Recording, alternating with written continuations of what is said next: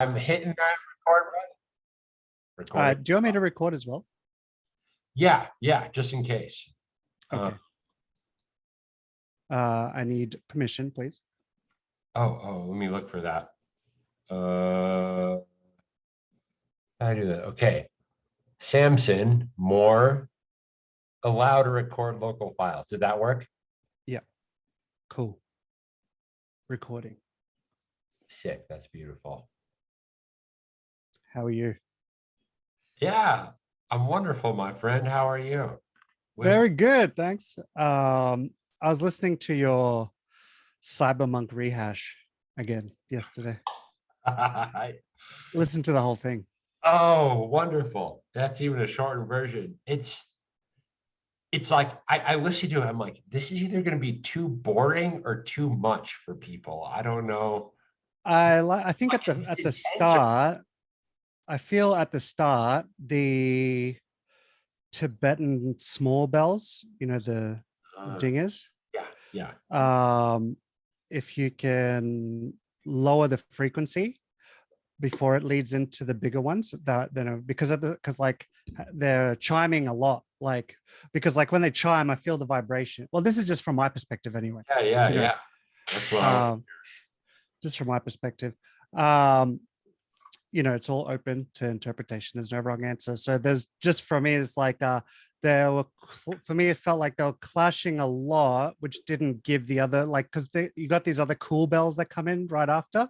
Yeah. And it feels like they're kind of not flowing or like sort of together well, like, but that's about it. But the rest of it was fucking amazing. That's why I asked if you can find like some Vajra Yogini, because I really vibe with her. Yeah, yeah, Vajra Yogini, Chinnamasta, they're really cool. That's for like if you want some like deep chaotic sort of Venusian enlightenment, they're really cool. Vajra Yogini is like the Chinnamasta light. Yeah, you lead into Chinnamasta from Vajra Yogini. That's how I felt anyway. It was like this from my practices. I'm going to have to learn about all of those words, but I'm very excited to. I mean, because, it needs to be, to go on a radio show for our local, public radio, it needs to be 90 minutes. So like, oh yeah, I got it up to like 70. I sent you like 30 minutes. Yeah. In another version, I got like 70 minutes, but it was just like I was getting bored of it. Then, it needed like, the formula needs a change. So anyway, that's good. Okay. So I like when I have more to dig into, we can get it up. Yeah. Cause what you could do is just up the tempo or lower the tempo. Yeah. So because it's quite meditative. So, like, for example, like if we listen to the whole thing again, the chimes come in, because I feel like I'd like the smaller Tibetan bells to like lead me into the relaxing, because then the deeper bells come in, which really relaxes you, and then into the mantras. Oh yeah, a little bigger picture format. Yeah, so it's like it's all leading one into the next, and then like as you feel it, like, so say if I was going to meditate to that, I would be like getting into it like 10-15 minutes in, I'd be like quite rested, like really in the trance. And then from there, you can decide, hey, do I want to lower this down, or do I want to increase the tempo, or, what do I want? So it's about like practicing the meditation and the trance state alongside the vibe that you created. Yeah. Yeah. I mean, because when the first time I heard that, because I took it from a clip I found on YouTube of some sort of ceremony, and that guy's voice, it's one of those things where I hadn't understood, even in occultism, they're like, find your inner voice, it has to vibrate within you. Yeah.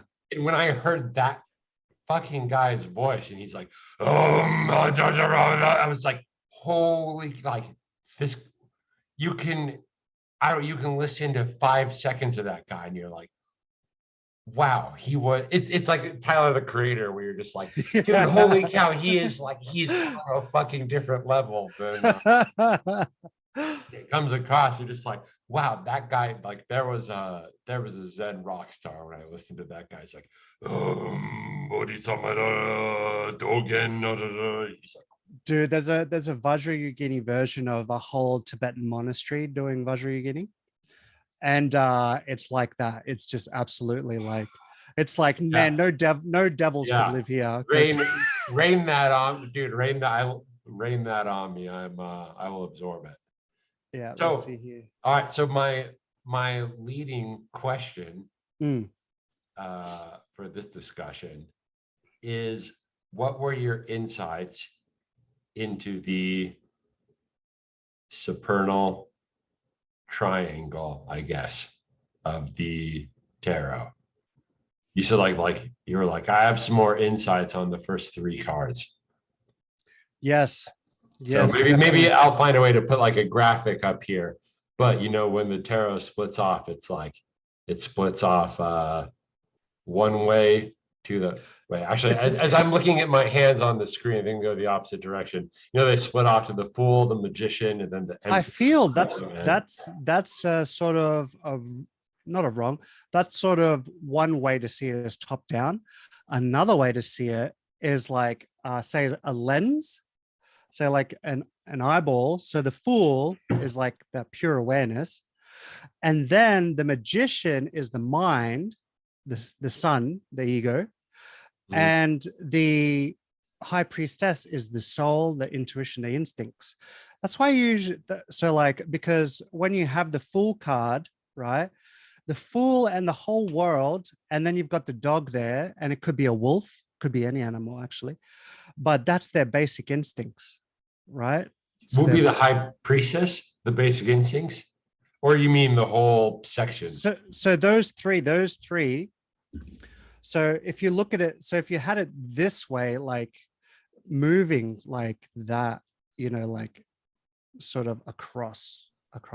So say for an eyeball Mm, looking straight out, you've got your mind, and then below that is your instincts and your intuition, it's your emotions.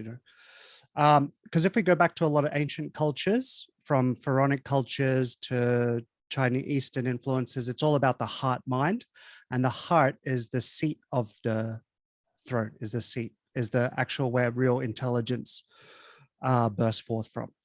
So that's where if you can meld your spirit in with your soul and just move from your heart, that's your compass.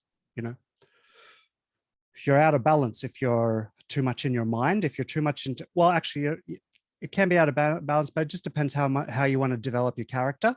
Because I'm realizing now, the other insight that I got was you live your life kind of like in darkness or ignorance sort of thing. Like you don't really know what's going on in the world. You just listen to everyone else, around yeah. you, your environment.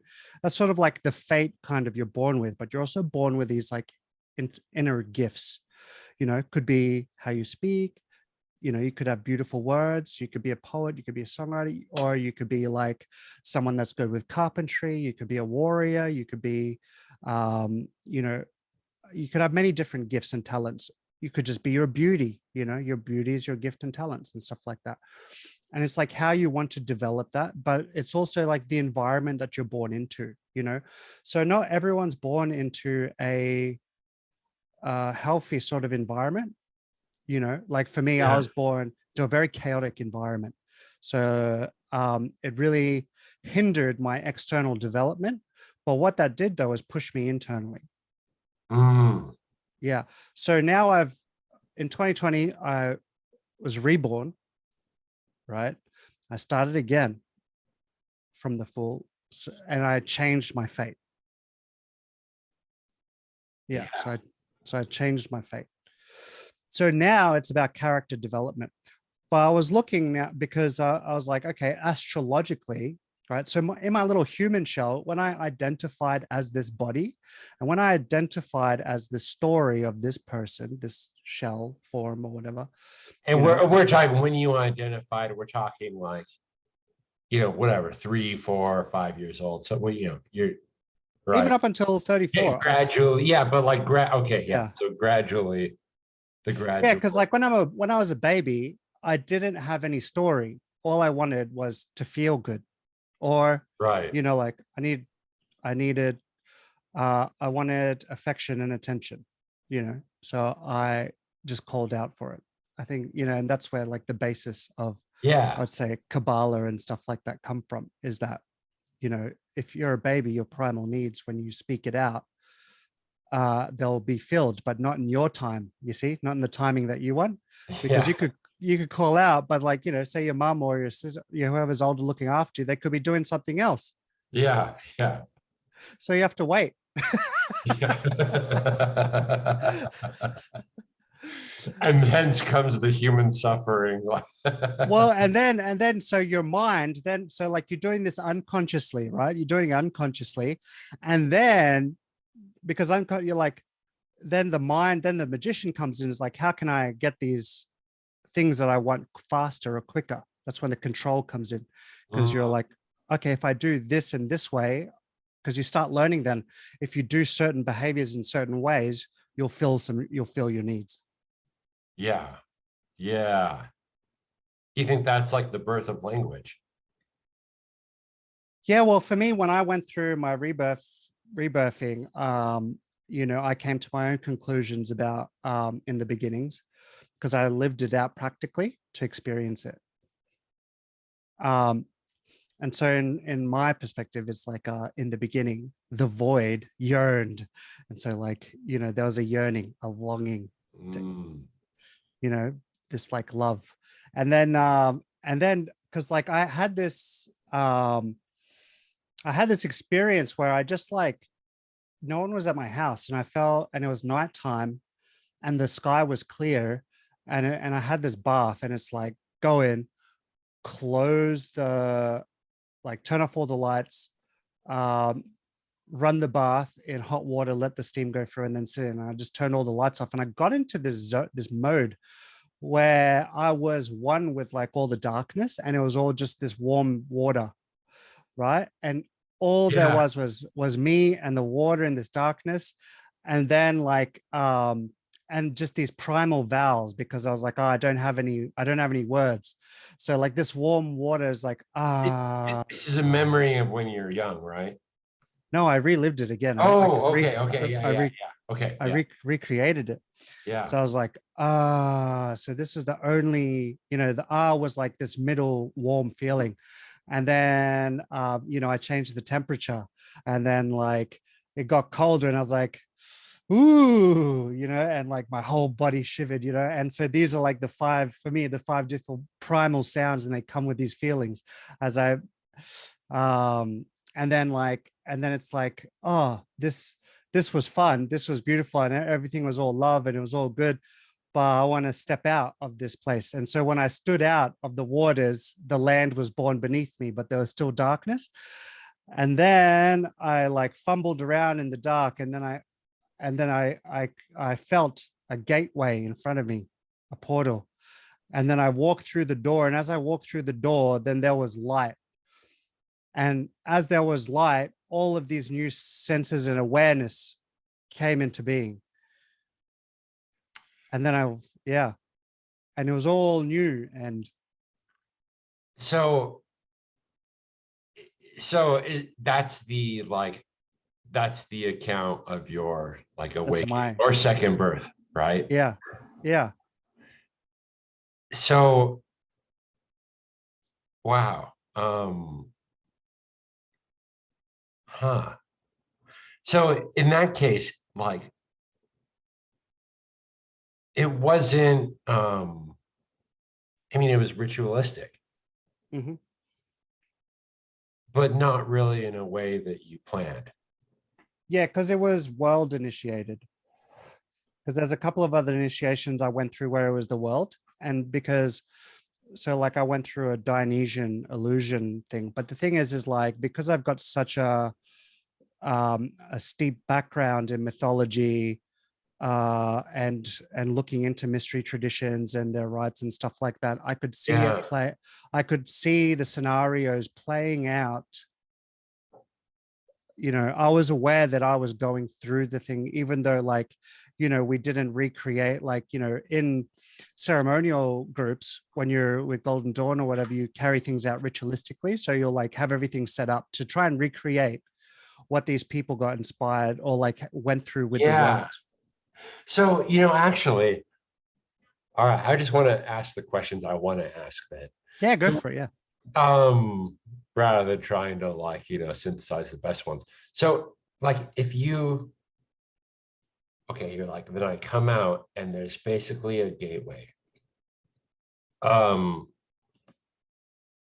is that a point where, okay, let's talk about normal, mundane 3D reality that we all experience, like I'm typing on my keyboard, I gotta go to work, I'm brushing my teeth, the shit that we're all basically, That's a hypnosis. so when this happens, is it like that fades away? I can only imagine that in the way that I dream. And when I dream, things get a little like less real. Yeah, But because I mean, you go because there, but you go there, but it's a phantom. yeah, because it was almost like I don't know if you played World of Warcraft. Yeah, Well, it was almost like, how in World of Warcraft, like the scenery comes to life as you walk through the World of Warcraft. yeah, yeah. You know, Like you dissipate the fog of war, yeah, and so right? like yes, so like yeah, so in WoW, in the 3D MMO RPGs, Yeah, you're the character, right? You got your little yeah, avatar, and as you move through the world renders. yes, yeah, yeah, yeah, yeah, yeah, So it was like that, but I became aware of this form, right? And so I could see the world render because I was just in darkness. I've come through into the light. So I was born again. And I realized, oh, I didn't have any conception of what this body was. It's just that as I saw more light, I just moved forward and the world would render more and more. And the coolest thing though was the sky, the night sky was clear. And then when I went to go, I sat out the balcony to look at the vastness of the world, right? Thunderclouds started coming in. And then yeah, as I made these primal sounds, like I was like, I made this primal sound from my diaphragm, yeah. lightning would strike and thunder would go off. And I was like, oh, okay. And then I tried it again and it did it again, you know? So it's not. I mean, so it's not like you're disappearing from this world, you No, know? you're becoming more connected to the Yeah, world. So it's yeah, about getting deep in like, it's like weird. It's like because there was times there where I felt like I got a new body. Like, because before that happened, there was one particular night when I was with this mate and like God, my body started feeling really, really good. And then like this power just like enveloped the whole room. And he got scared and left. yeah. But it was really weird. It was so strange because he's like, don't do it. Stop that. And I was like, what are you talking about? But I kept going in this trance. And then boom, it's like me in the whole room. And it was like this supreme power was with me. And it's like he was someone else. It's like I was talking to a different spirit and he knew who I was. Yeah, And then he legged it. yeah, yeah. Like it was if he didn't have the knowing, he wouldn't have had the uh, flight or fright. Yeah, because I hadn't seen this friend in years, and years, and he just popped up for this event. Yeah, But so a lot of interesting things happened in 2020. And so yeah, so the Fool card is really about like uh you kind of reborn into this new awareness where you really don't know what anything is. And like when you label things, so it's about recreating beautiful meanings about, the individual with the surrounding world. Um, and it's like, and I met so many spirits. I mean, I met like, I met gods and goddesses. They were coming through my dreams. I was meeting spirits in reality, like all these different things. It's like the whole world becomes rendered anew. And all those legends of old where you meet gods and spirit beings and stuff like that, but they're all in human form, and you wouldn't know unless you've got the feeling. You can feel that there's like something different about these shells that you're seeing or you're experiencing. Like,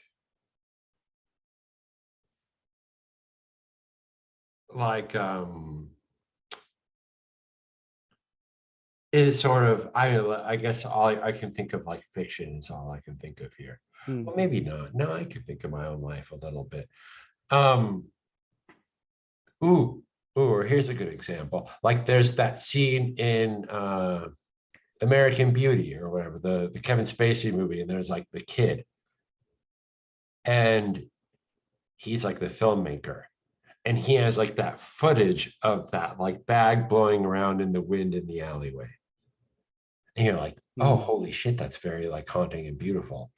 But 99 and 99 out of 100 people are just going to see some trash, like they're just going to see a trash whirlwind, Yeah, right? But yeah, is it like, so I mean, that must be the only way that um that like gods or otherworldliness can exist in this world, right? Because there's no actual, you're not going to actually get a different empirical existence than normal people. But I suppose like it's our framing of any context that yeah. creates. I feel it's because as you grow up, like say for example, your first experience of being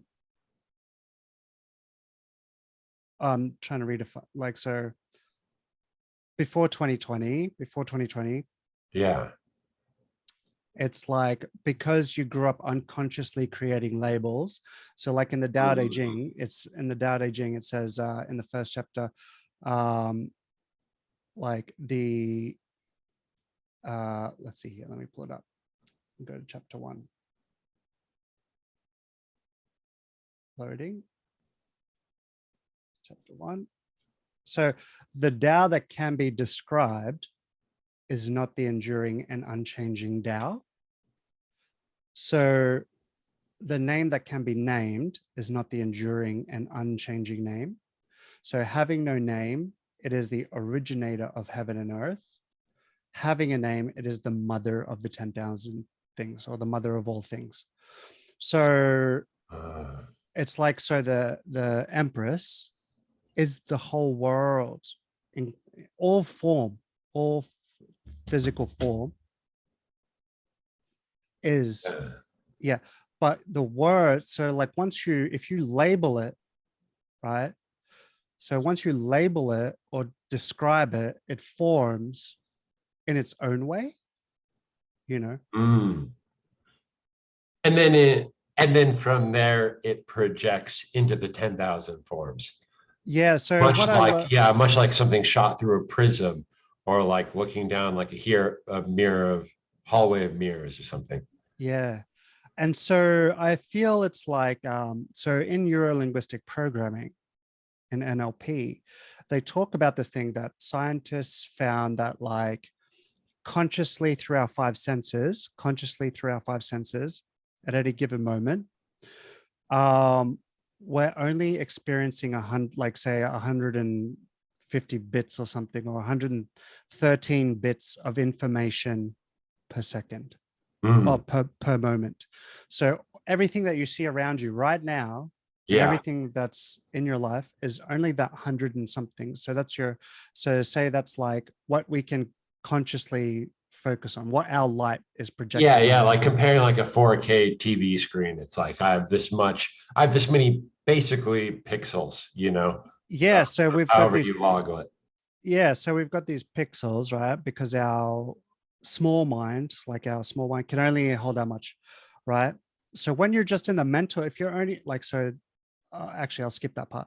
But through unconsciously or through like on a soul level, let's say, so for example, there's like over 10,000 bits of information running at every moment.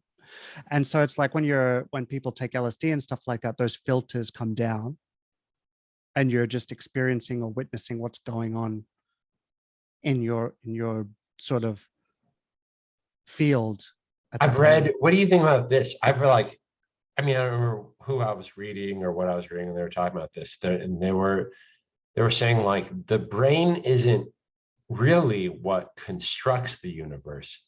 It's what actually filters it. So, Yes. but it's being filtered that is what lets you make an image. So like without the brain, you have full fidelity, but with full fidelity, you can't you can't construct anything out of that. It's just everythingness. It's like having a washed out screen, but they're like, it's the brain that actually by the brain is a limitation device, not a, we in the Western world, we like to think it's the brain that's making thought. The brain is making everything. Everything is the brain. The brain's creating. The brain is the source of creation or whatever. Okay. All right. So that is a good point. But if we look at all the old um civilizations um that made pyramids and stuff like that, right? Yes, they've got capstones there, but it's actually the foundations. The foundation is what um, creates a balanced, makes the balance creatively creation sort of thing. Oh. So it's like without those foundations, with those solid foundations and balance in that, right? You sort of will be, yeah, manifesting a whole bunch of like, you won't have a good quality of Mm, experience in the world. So even here, so even with, we've got the dragon, the mm, phoenix, the vermilion bird, the tiger, the tortoise, right? So yes. these are the four elements, the four directions. Also, there are also four star systems, and they're the foundation. So that's Move, why move, move your body out of the way so we can see the vermilion bird there. Okay, there we go for the viewers. Yeah. yeah. Yeah. So we So got north, south, right? North up there. And yeah, okay. Those are the four directions. North, the turtle, south, the fire, yeah, east, the air, west, the water. yeah. Okay. All right. Go. Yeah, you can. So, but with like in Egyptian culture, they had so like Dua Mutef, they they had four protectors of Horus. So when people were mummified, they in the canopic jars, your four vital main vital organs, they were put into canopic jars, and then they would be your like protectors in the Mm, next life as well. So because your organs, the soft internal organs in here, and even in Chinese like health systems, the organs in our body are attributed to the heavenly bodies as well. So like, the liver is like with Jupiter, the kidneys with like, I don't know, sun or what, I forget what it is, but like and they're also related to the four directions. mm. So the purpose of mummification is like when people reincarnated, right, they would live a balanced life again and continue the process of evolution from long ago. So like, because what I feel right now, so if we say the fool comes into the world and he's just one with the world, right? You can't distinguish between you and other, Yeah. Yeah. right? Yeah. You're just And right. all, Yeah. Just yeah, right. he's just got his primal needs. So Yeah. like he all You're he, just raw. You're just raw dogging it. Yeah. yeah, that's it. And then you become aware of your senses, and your senses are your tools, And like, but you're just this awareness before all the senses, you know, you don't identify with them. They're not separate. Like they're not separate things that you need to control or whatever. You just, yeah, raw dogging it. You just going through life. And then as you grow older, then, okay, then your senses and your mind, like the magician like starts utilizing them as tools to start fulfilling your needs. And then from there is like the Venus. So Venus is I would say the Empress, and Aries is like the Emperor, right? Yeah. But it's just the next filter, the next layer of moving through the world and then being able to fulfill your needs, right? But living in a chaotic, like, so for example, some people live stable lives and they don't feel the need for self-exploration because things are going well in their life. In a lot of old traditions and a lot of, like in the Norse spirituality, in the Havamal and stuff like that, it's like, it's not good to be so wise because that means that you've had a lot of suffering in your life. Yeah. Yeah. And so it's like, so a lot of the things is about having a good life here. And it's like how we label, so we start labeling things to move through the world, right? And you create this tower, the bubble, you create this bubble, right? But it's like you've created this bubble based on the environment that you're in, and the experiences that you've gone through, the events that you've gone through, but you're really none of that. You are still the awareness that's inside. And a lot of it is associated and attached to the breath, having good breath, you're in good spirits, breathing deeply into your whole body, breathing as if the whole earth underneath your feet is one, and the sky's pulling in, the whole cosmos is your breath. And then, but so now I'm relearning after 2020, I'm relearning and re-experiencing existence and being without so much as trying to put labels on things. But like when I have to is like, I want to see it, like I want to feel and experience a deeper, richer experience of it.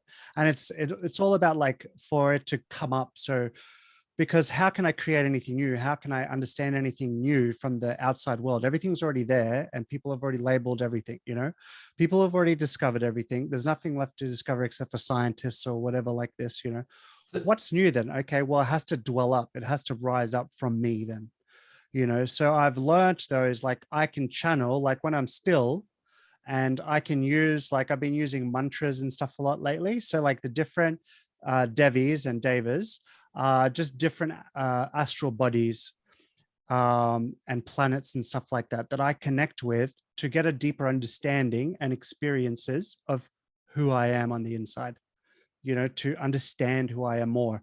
Because the more I understand myself, the more awareness I have of myself, the more richer experience I can have.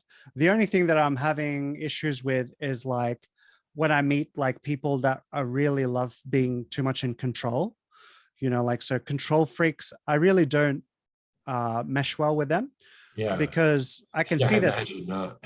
I can see them suffering a lot. Yeah. And it's funny because they're usually the ones in positions of put themselves in positions of authority and stuff like that. They're the ones that put themselves in positions of authority to escape their feelings, and I think this is coming from comparing and competing. When you get brought up in a competitive society, and you're too used to competing with other people, you don't allow yourself to just, let the world build around you and what's unique to you, so something's coming through. It's like before my mind, it was all about my mental realms trying to control the world around me. Whereas now through this experience, I'm just sitting in trust and faith and letting the world build itself, like letting it to flow and build itself around me, So there's like, I think anyone is going to relate with this one catch 22 here, which is that we're, like you said, we're constantly constructing this world out of recycled information, right? And that's kind of that's always the problem of like whatever, being asleep, being caught in a trap, being caught in your ego, being caught in your karma, whatever it is, it's always a matter of recycling information. Like, as the Buddha puts it in that 4-part formula, he's like, as this exists, that exists. 2, as this becomes, that becomes. 3, as this does not exist, that does not exist. Like 4, as this, as this does not arise, then that does not arise, or whatever. But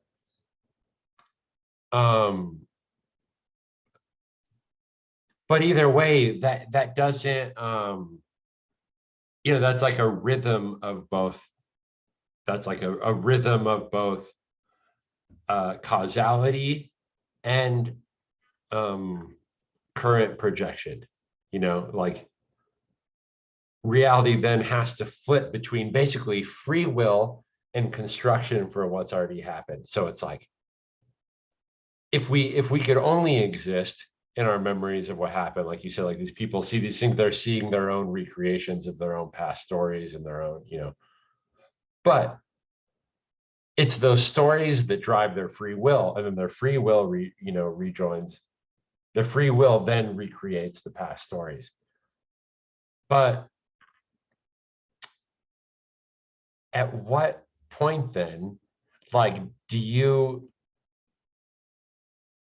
at what point then do you, like, I don't know, how do you practice? Or at what point did you see?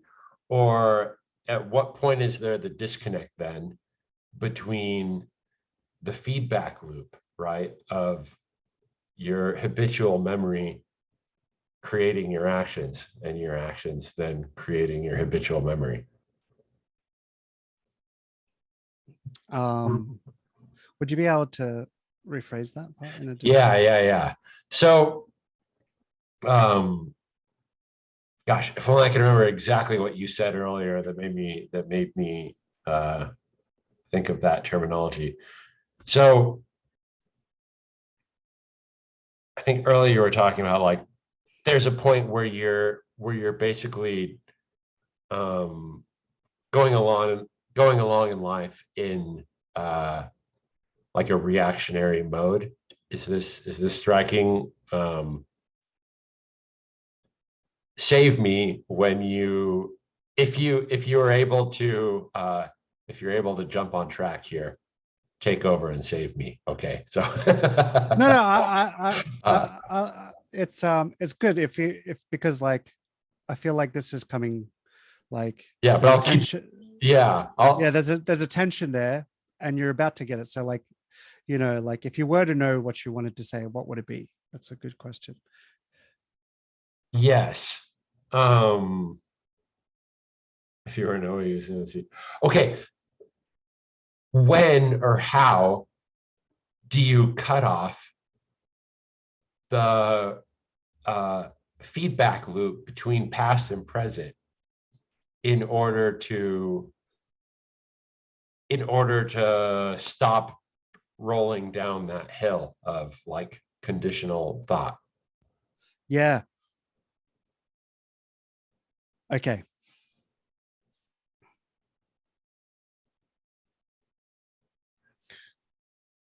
Actually, do you mind? I really have to go take a leak. Do you want to let me go take a leak, and you can you Do can we pause it. press pause here? Yeah, we'll just click pause. Can we? Yeah. Oh, pause, record, resume. All right, yeah. Next time I'm going to keep a little notepad like they do in the debates, because it's really hard to keep track of, like, it's like someone's talking, and then you get like a perfect reaction to like 7 of their words, and then another 100 of their words later, it's gone, and you're just like, oh, there was you wanna roll the ball, but it's a matter of logistics at that point. So anyways, my apologies. I like your hat. Yeah, I bought it for my Halloween. Thank you very much. I bought it for my Halloween costume. I'm just like, well, it's just my new favorite hat now. Yeah. It's like a fez meets a beret. It's like 18th century like magician's hat or something. Yeah, you look Very like, comfortable. yeah, you look, it's like, I was like, is that like a hoodie or is it a cap? Yeah, Because you because of look, this fake background, it's hard to yeah, see, but it's basically because you like a look, floppy it like. look, I was like, he's really gone the whole mix between a wizard and a, like a magician and a hermit. Yeah. Oh yeah, I got it for the Halloween costume. I'm just like, well, I'm just gonna wear this every day now. It's my favorite. Yeah, cheers. Okay. Uh, have at it, buddy. Yeah. I like this. We're super archetypes of the wise men of just with our pipes. I've got the 21st century Yeah, edition. yeah. The new Fandangle. You're the Neo.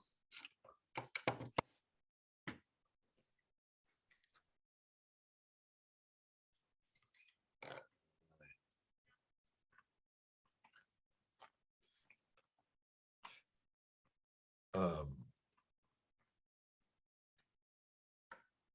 yeah, man. So it's gonna be really hard to get back on track, I think. But if That's you're okay. good, Where were we? Yeah. Okay. So like it's not because I grew up in a Christian Presbyterian setting. yeah, And when I was younger, there's even still I remember this one time I was like fully into Christianity, and we seen this old Hindi lady, and her chicken was dead. Her chicken was dead, and I said to her, I was like, if I can bring this chicken back to life, this was in Fiji. If I can bring this chicken back to life, convert to Christianity. And I brought the chicken back to life, and that's the story that happened. like your first miracle. How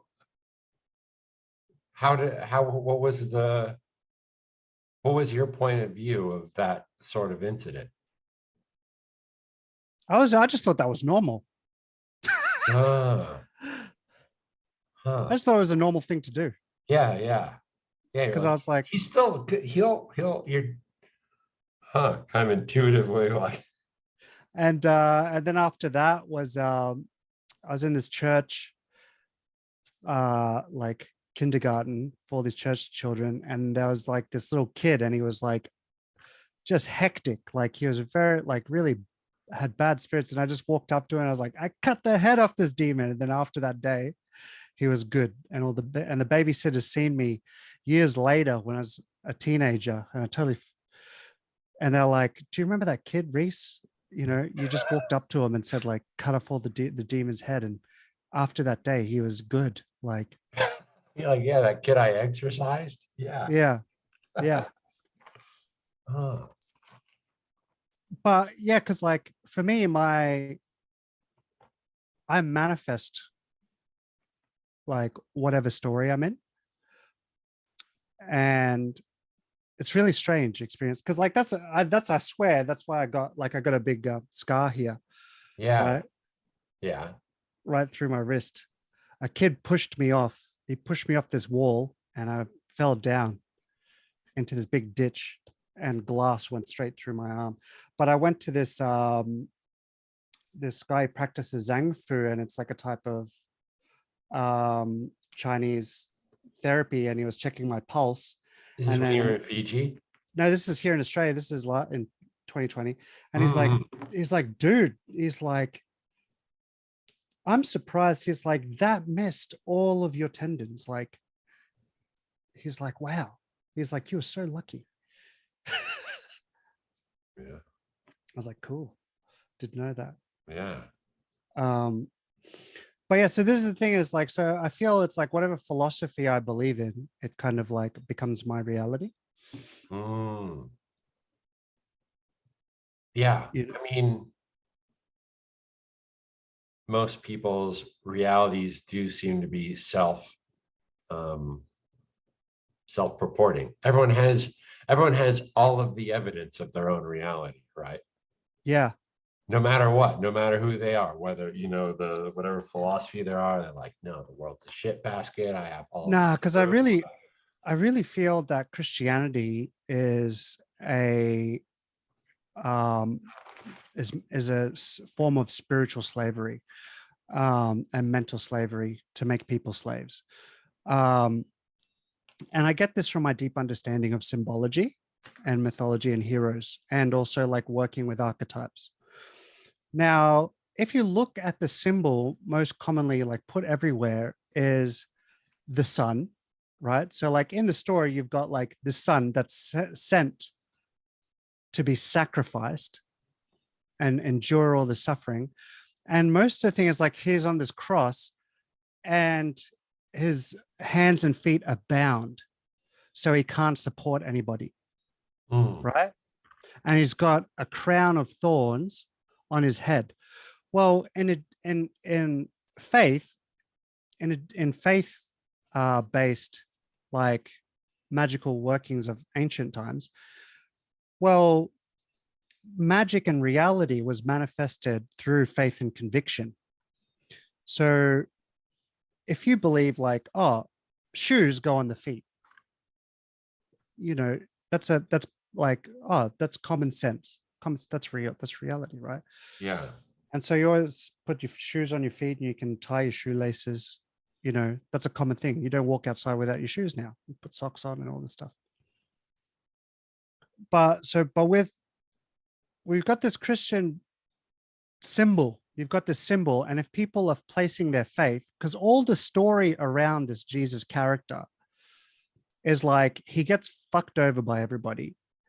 He like you've got this virgin mother or whatever, right? So, and if you look around the world today, in most Christian places, is like the dad, like there's fathers that aren't there, and single moms raising children, Hmm. Hmm.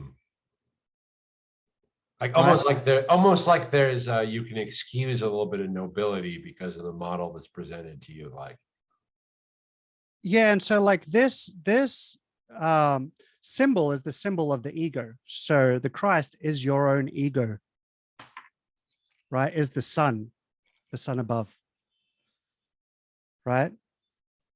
And so if you have got faith, so this is in the construct of the Christian world, and you know, and so like I feel it's like the right hand. So like if you look in China, you've got Taoism, Buddhism, and Confucianism, and they come together.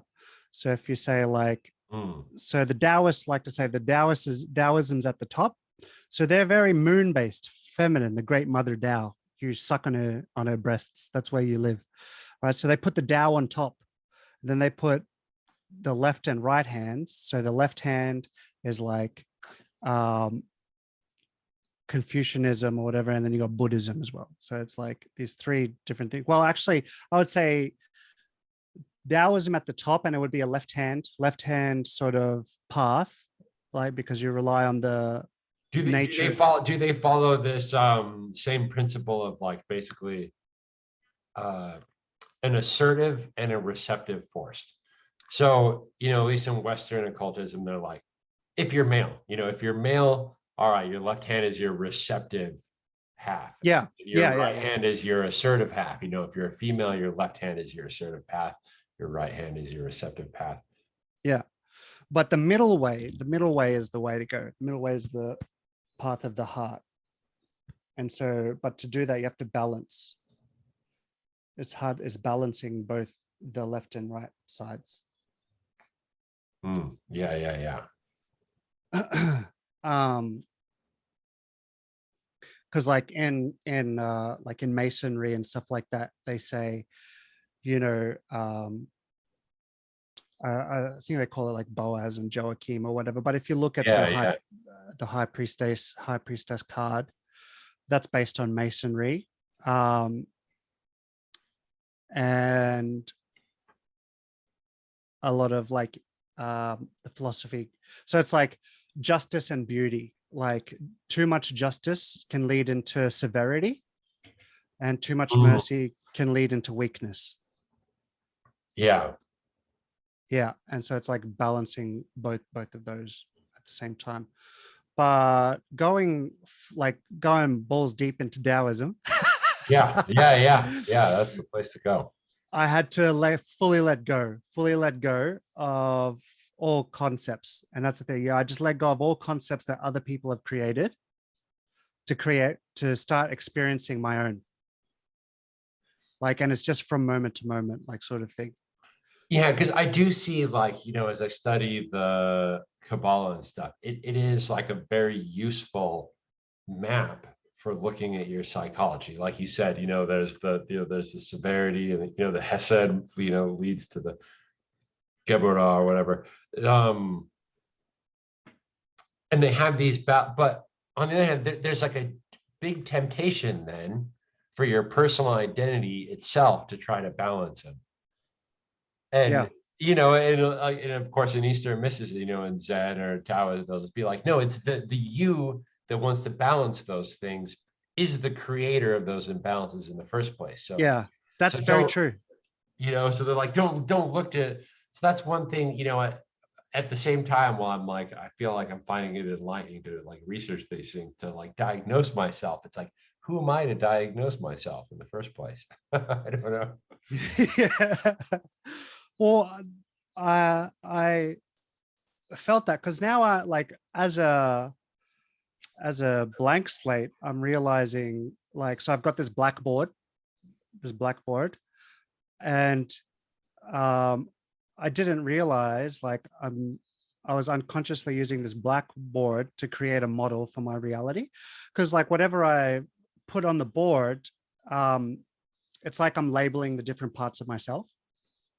So like, because like I did this stuff with runes to create a thing for myself, like so like it's to attract fortune, stop the evil eye, um, attracting for accumulating wealth, and cyclical generation of wealth, and then like the divine masculine, divine feminine, and then the sun and joy. So I label that, and then like I felt the urge to start Mm, buying like some crystals, and I got on my right mm. hand here I've got a citrine. Yeah. Citrines on this hand I've got goldstone. Yeah. Sorry, did you hear And my doorbell go off? We're gonna have company, but oh, it's okay, cool. that's It'll cool. be a welcome. Hold it. Don't lose the thought though. You're right. Okay.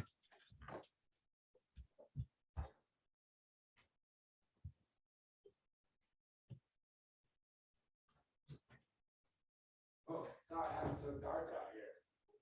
All right. Here, come on upstairs. You're gonna. Sorry, my hands are wet.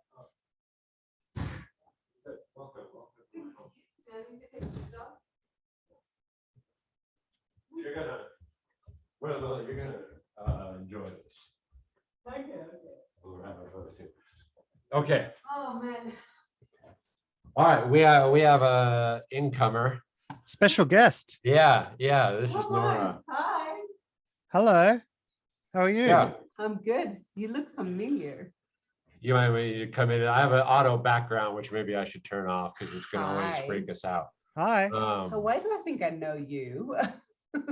Well, Maybe we're connected. he just has that kind of great vibe, I think. Yeah, very, that type of yeah, sorry. Yeah. All right. Go. Yeah. Go. All right. Go on ahead. Yeah, so like I'm creating my world, like so what I label on and I've got a tiger's eye here, and it's interesting, and it's in the shape of a teardrop, which I like. But tiger's eye was a talisman, a natural talisman, an amulet for a lot of ancient cultures, to protect from forces, because I had this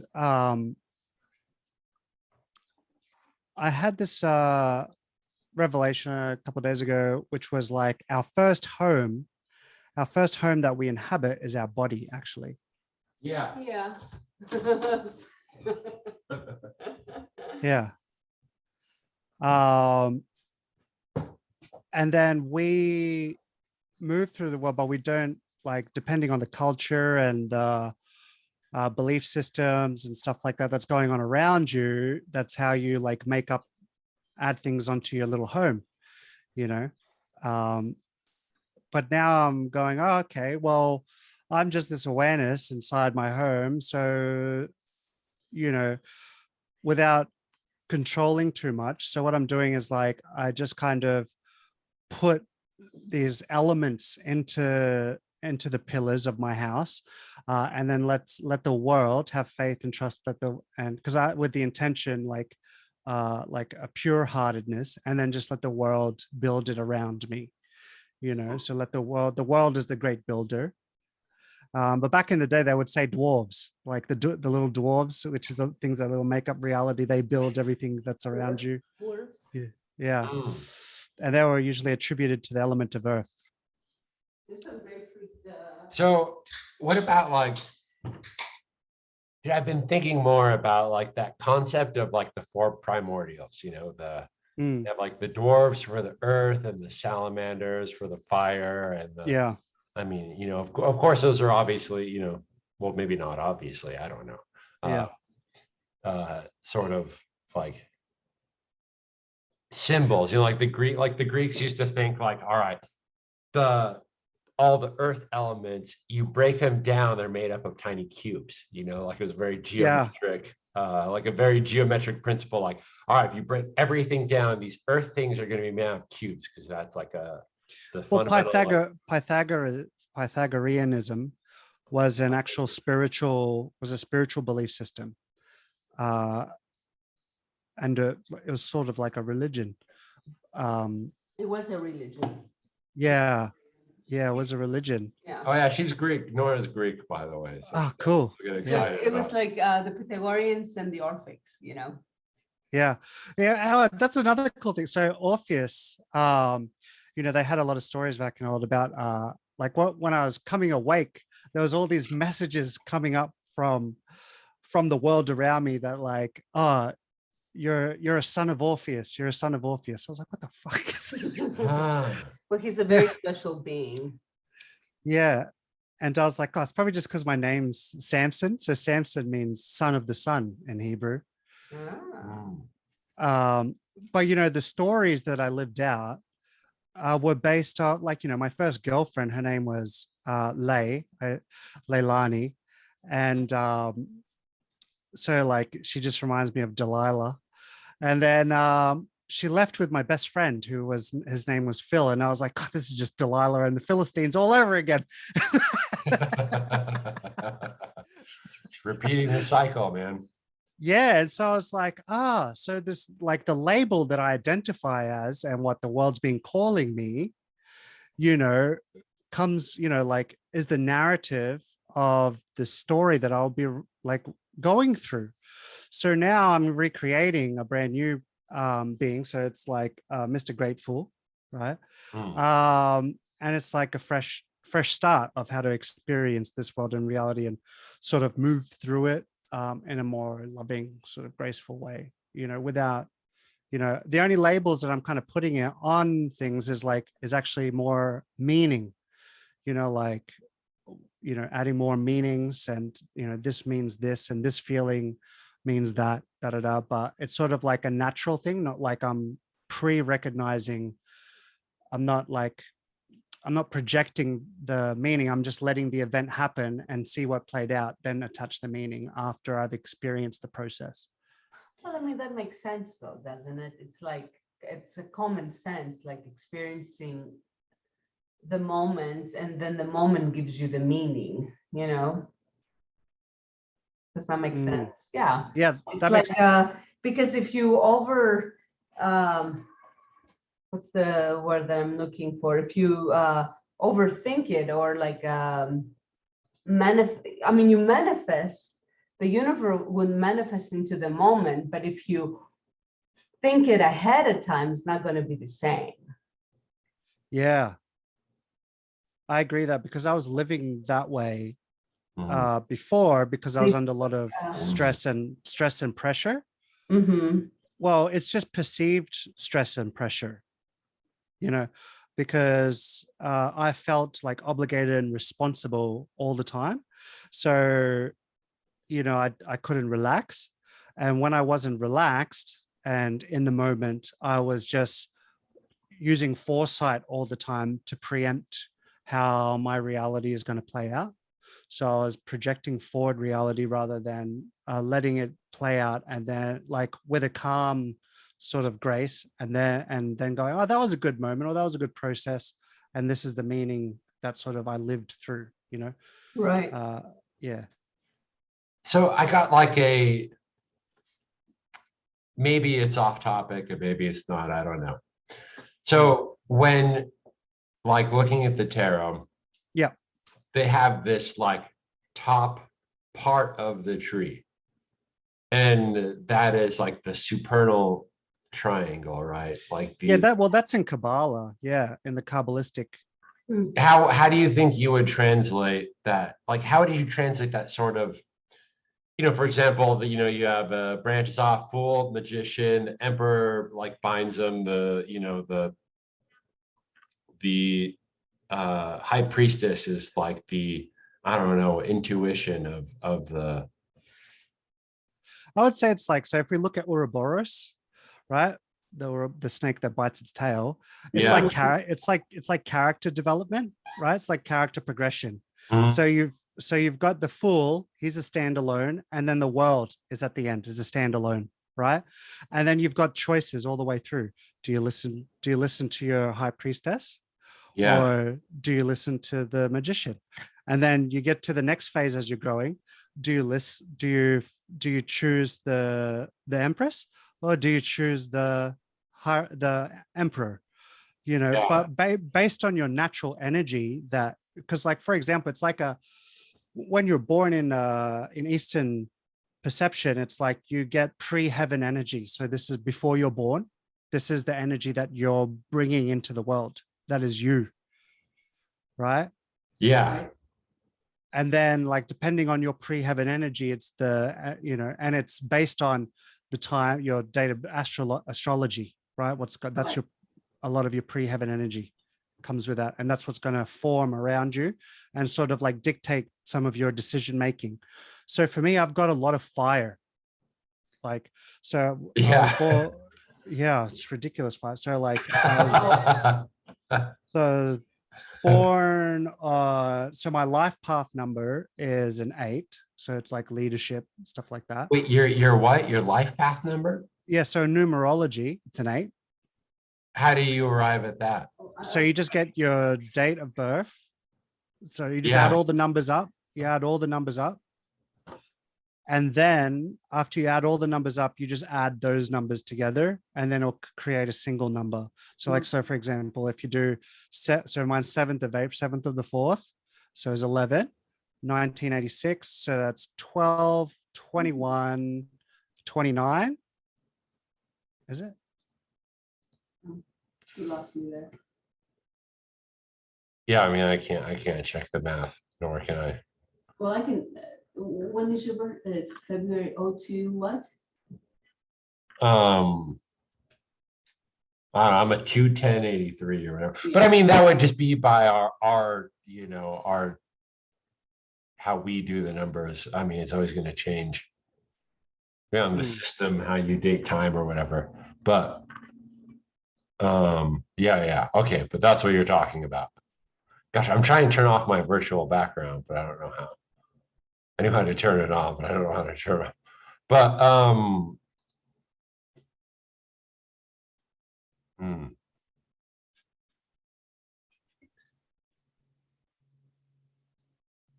I shouldn't have got distracted with this. That's okay. That's okay. So anyway, so like, so I was born on a Monday. So Monday, and it was just before the new. So it was like 2 days before the new moon, and so it was in Pisces.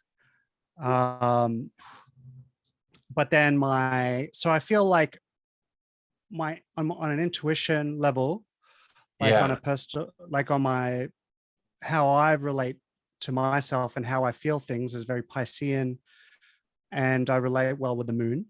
But then in Western astrology, I'm an Aries, right? Yeah. And then, so those are sort of like the first two things that I have to balance out. So it's like an Aries, and then I'm born in the year of the fire tiger. So it's like tigers are very like, The fire. Wait, where do you get the fire tiger from? so because so like so it's a cycle. So so you got 5 elements. So 5 elements. So it's wood, so earth, wood, fire, metal, and water. You can smoke in here. Yeah, metal and water. And so every 12 years, the animal comes back around to its sign again. And so it'll be a new element. It'll be the next phase of that element. So next year is going to be the water tiger year. So I'm a fire tiger in the water tiger year. Oh, Yeah. you're kind of similar to me. I'm a cusp on April 22nd, Oh, cool. born on Earth Day. And Yeah. yeah, so I have like all earth and fire. So it's really, Yeah. it's like I think I have all the horns of the zodiac, because like my rising is on the Capricorn, but that's a cusp as well, because it Yeah. could be even Sagittarius or Capricorn, even my sunrise, which is weird. And it's like a couple of days before the full moon too. So Yeah. that I was born. So yeah, in Athens, Greece. So it's weird. That's cool. That's cool.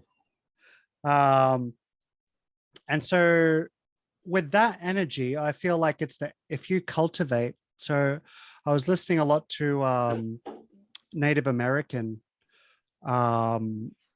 this Native American elder and Navajo. And so from his philosophy in the old times, the ancients, their ancestors said that we're here to cultivate, and we all have a special spirit. We all come from things, but we're meant to sort of live in harmony with nature and cultivate to raise our being, you know, for the next realm. And like while we're here, we're just meant to pass on good things for future generations so that they can have a good time cultivating and raising themselves up, also while being in harmony with nature.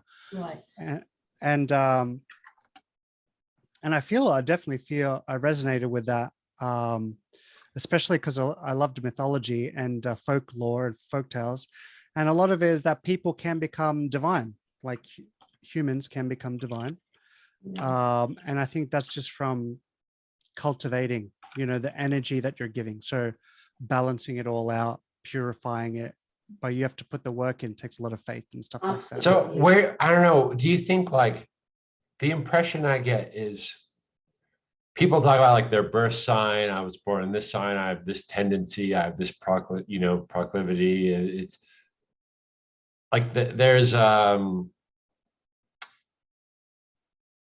kind of a blanket, an unspoken rule there then of like determinacy. Do you know what I mean? But do you think, I mean, you know, this is quite a subjective answer or whatever. Do you think then that's like what you were born to become, or that's what you're born to learn to overcome? Do you know what I mean? You know, it's like if I was born like whatever, I'm a Mars, like I'm born a fucking violent person.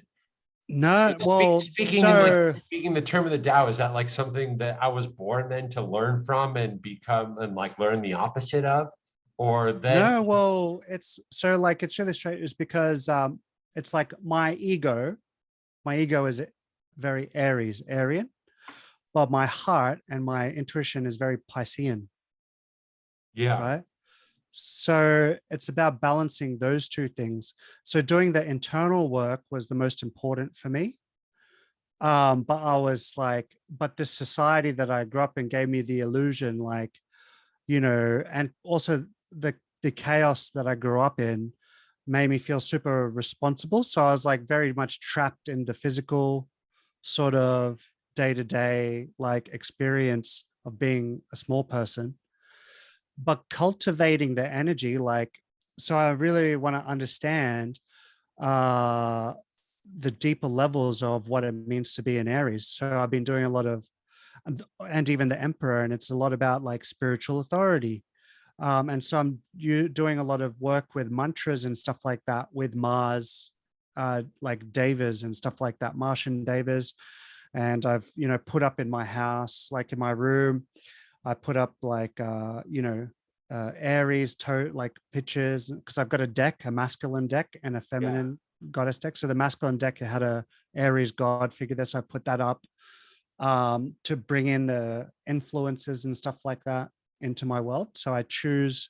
So it's like when people say daemons, they're like tutors. They're like tutors that they bring thoughts that are in line with their energy. So it might influence me to make choices like, hey, what about you take a look at maybe trying out these mantras and repeating the mantras, see what they do, and yeah, it really, it works. Or what about you? What do you think mantras like?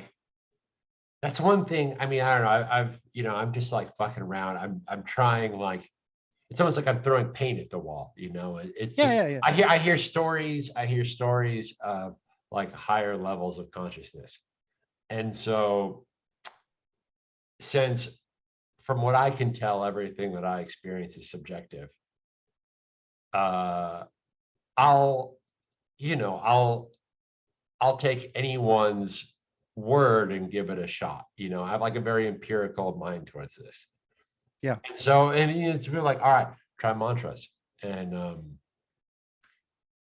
but I mean, I haven't, that's So not Steph, something that's ever,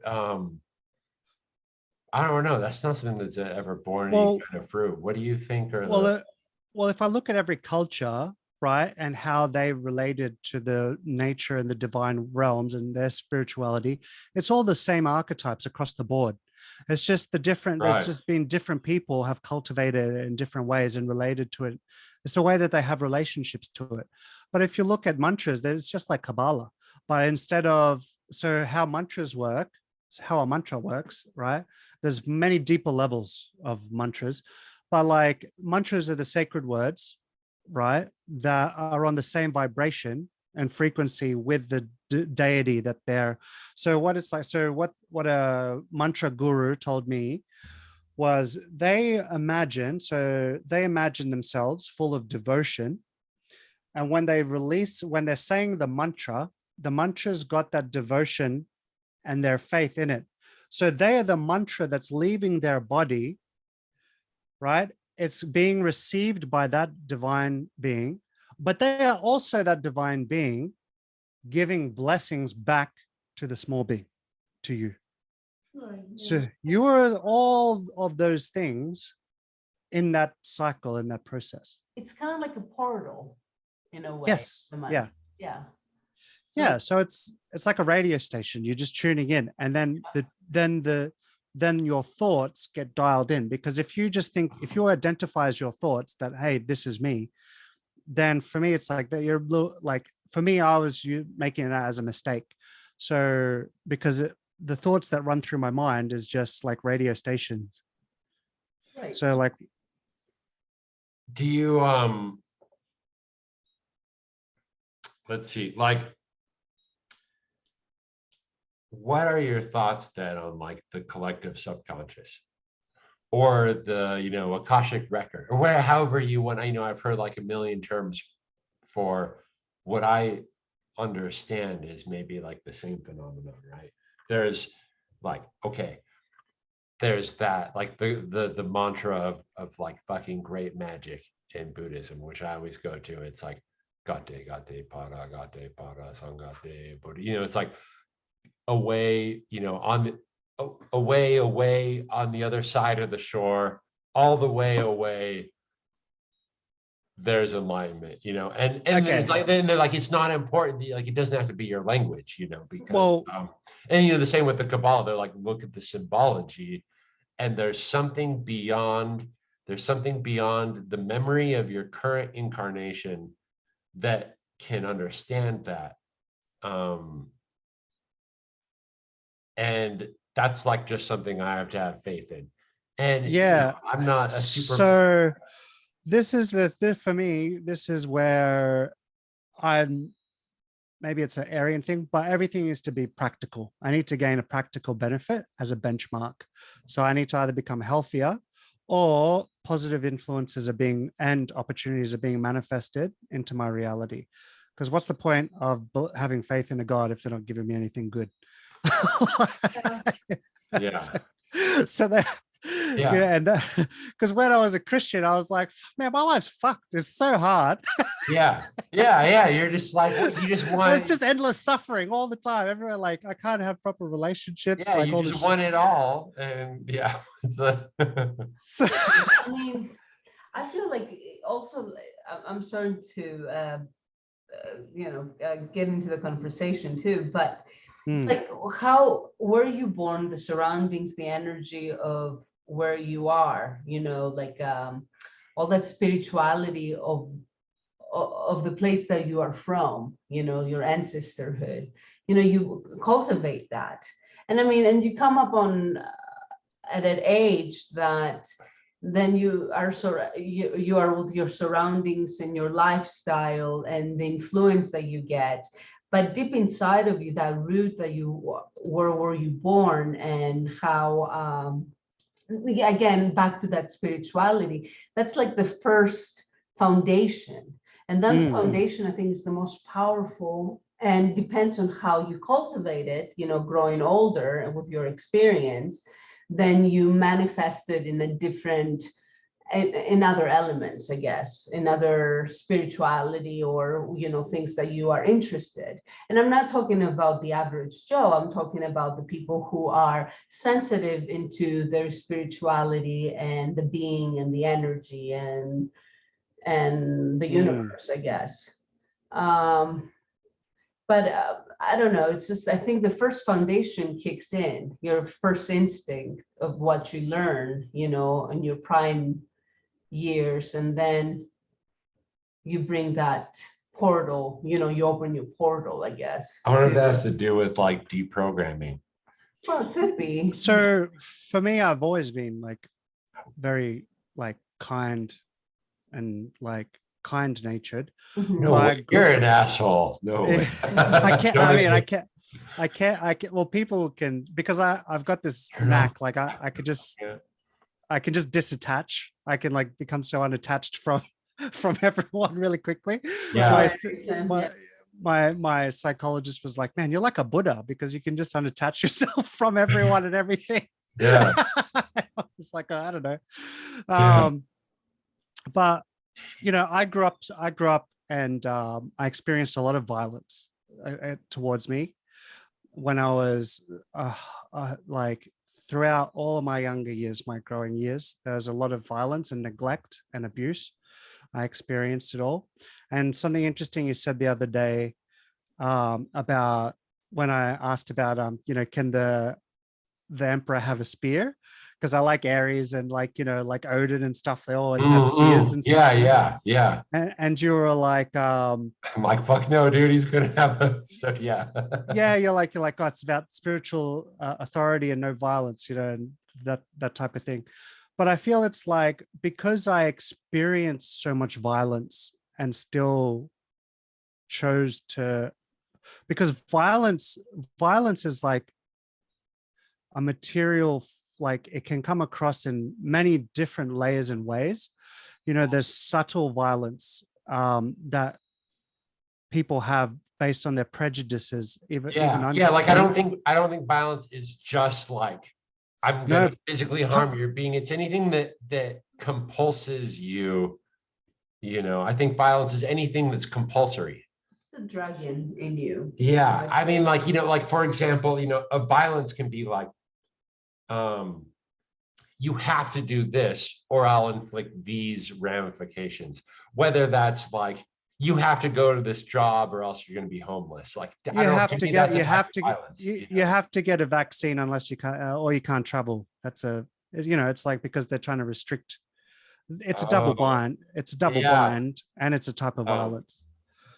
yeah. I Because mean, yeah, it's very multifaceted. Exists I on mean, it's a how whole you spectrum. perceive it too. But if it's yeah, an intent, violence is if it's an intent for your ego. That's pretty much. Well, what an intent violence- for someone, yeah, an intent It's to like be to controlled. gratify your ego. So Yes.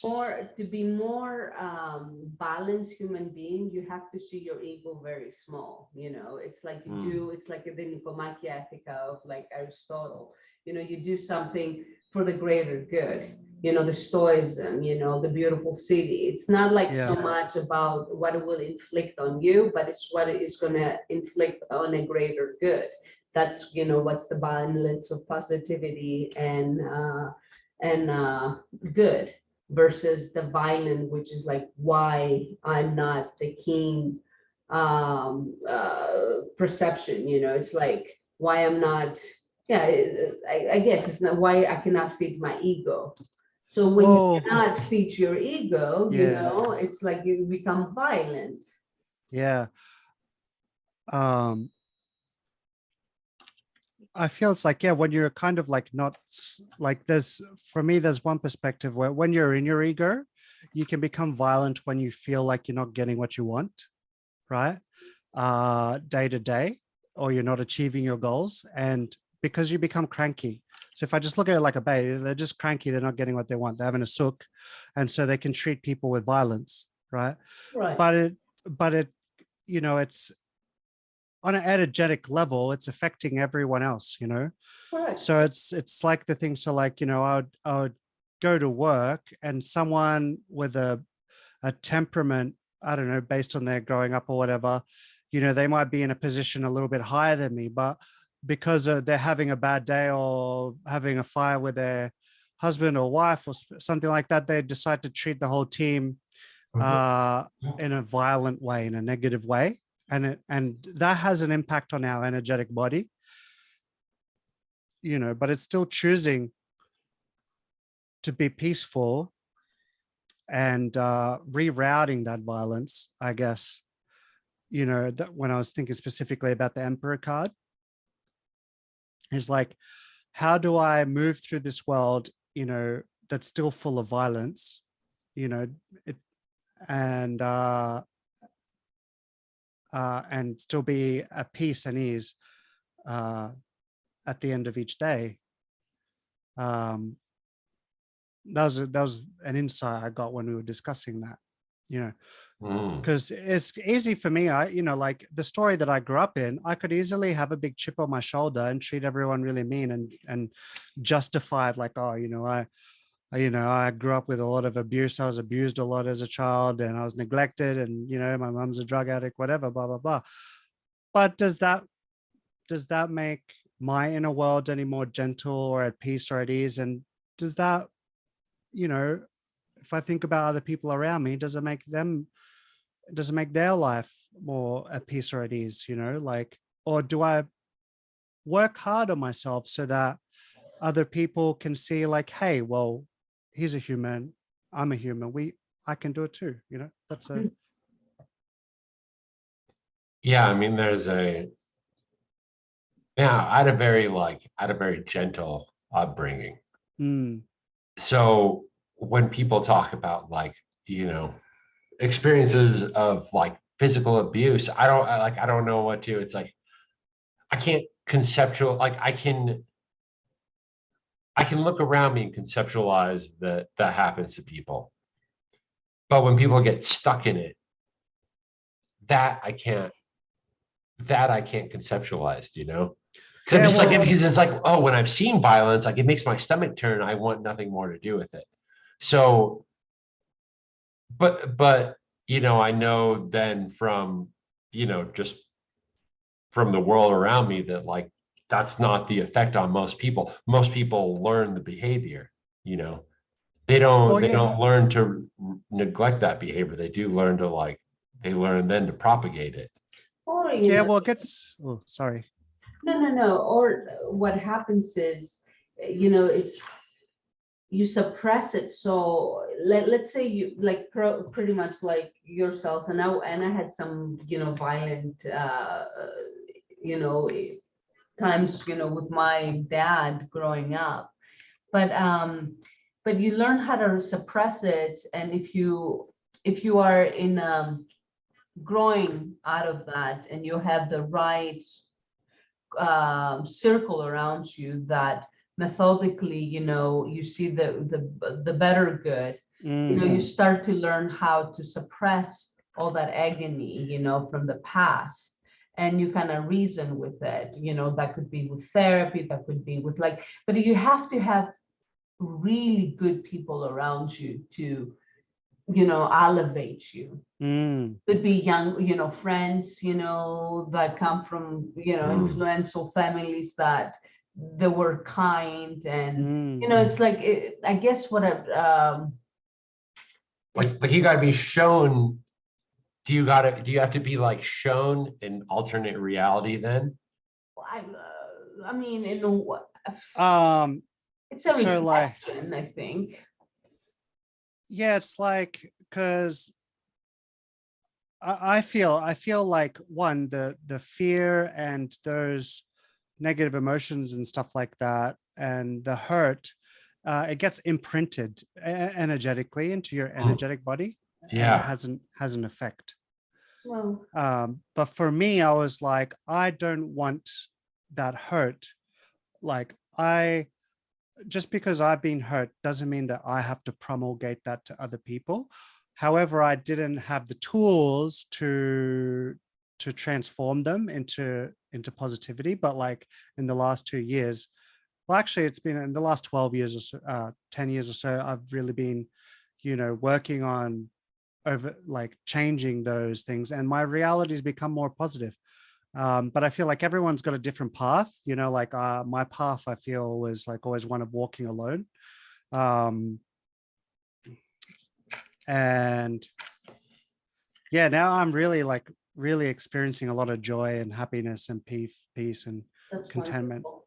in my life. And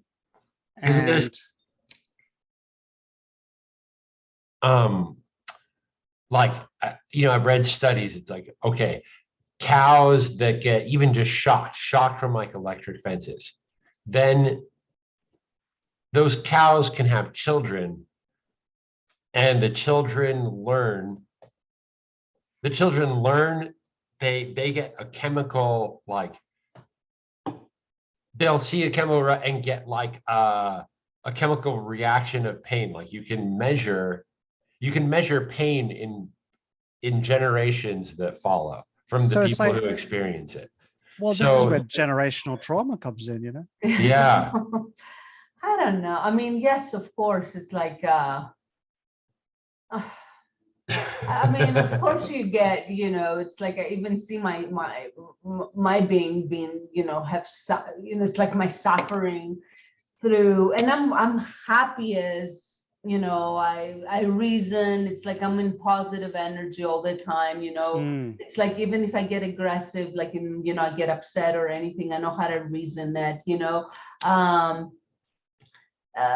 I mean, we're humans. I mean, I'm not like Maria Teresa, but women are just channels for the divine, so they just do. right. But I think I have a good, and a higher soul that I know the the understanding of the positive. But I think it's how you manifest it. Yes, as from a little child that I was, that I experienced that trauma to my adulthood. I mean, I can see I still get shocked on things. I can feel like, oh, why do I have that uh,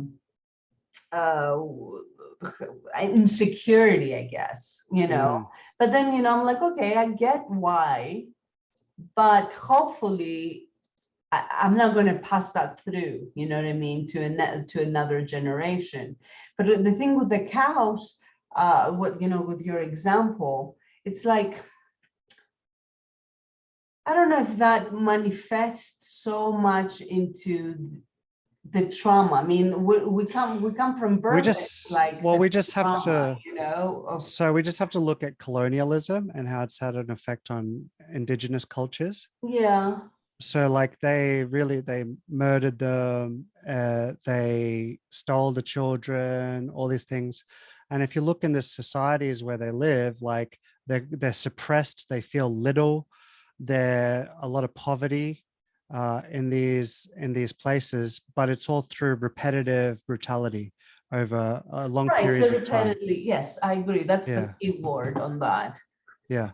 But if you take that child and you take it to a different society, I mean, after a long time, I think it will Yeah, resurrect, you know. Well, the energy, the environment, like, so energy manifests in physical, tangible things. So if it's filled with love and kindness, then yes, those hurt and those traumas will start untying and unraveling themselves when they're in a safe environment. But for me, I had a lot, and so I had to learn to do that within my own self, like first. And then now it's because like what I had, because I was so used to being surrounded for such a long time in abusive, neglective situations, I didn't have red flags. Right, it was a constant, it was, yeah. So I would feel safe. I would feel safe in violent, around violent people and violent situations. Right. Right. That because I knew I could control the outcomes. Right.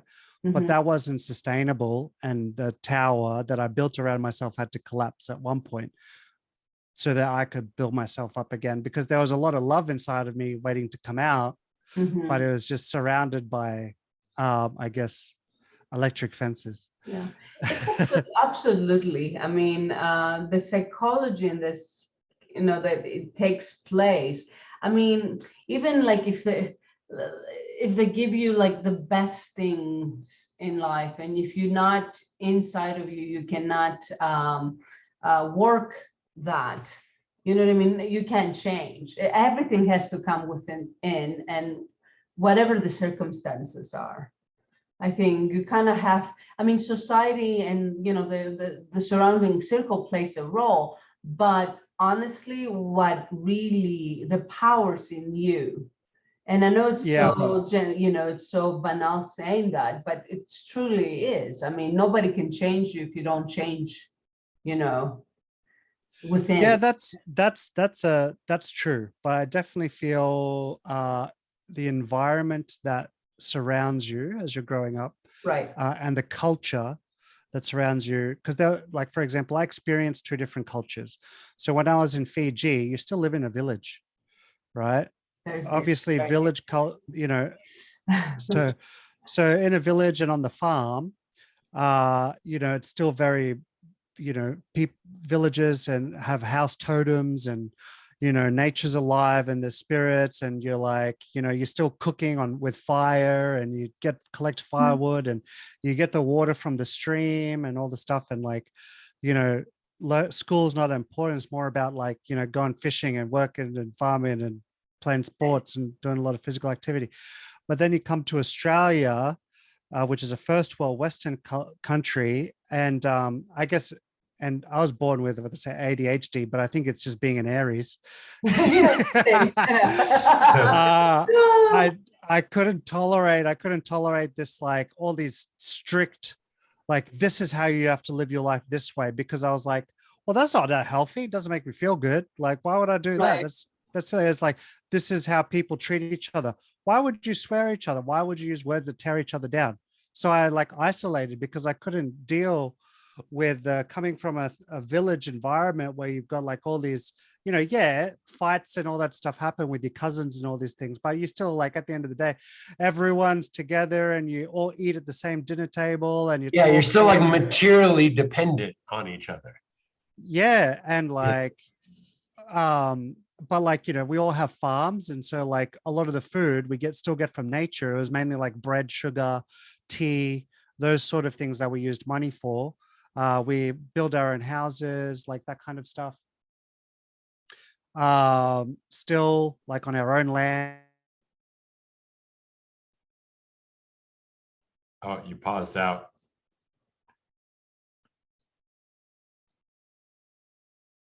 Is he in Australia right now? Yeah. Oh, wow. All right, brother, we lost you.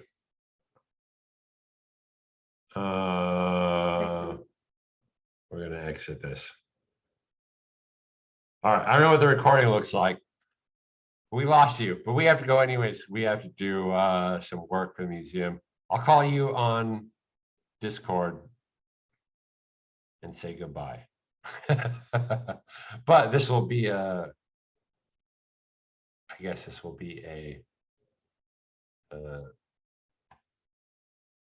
sudden ending for episode 2. Yep, there we go. Goodbye.